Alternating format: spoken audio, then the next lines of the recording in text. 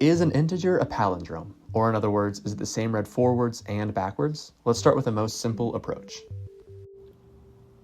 First, we convert x into a string. Then we go through the first half of the string comparing each character to the corresponding character from the end. If any pair doesn't match, we know it's not a palindrome.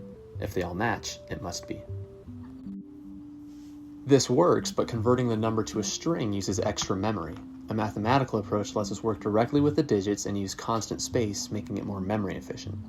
We create a new integer, reversed, and then after it's fully reversed, we'll check if the original number and the reversal are the same. If they are, we know x must be a palindrome. We build the reversal digit by digit using mod 10, which gets the rightmost digit of x, then appending it to the end of the reversal.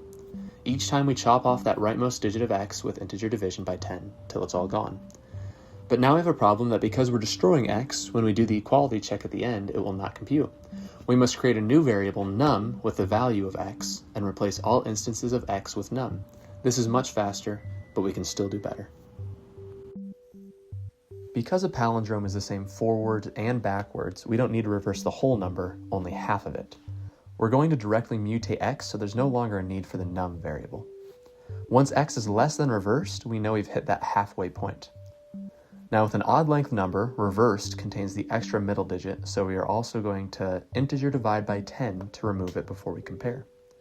We now have hiccups with trailing zeros becoming leading zeros when we reverse, so we're going to start with a new conditional statement that will fix that. If x ends in a 0 and is not 0, it cannot be a palindrome. This gives us a final solution with big O of log n and uses constant space.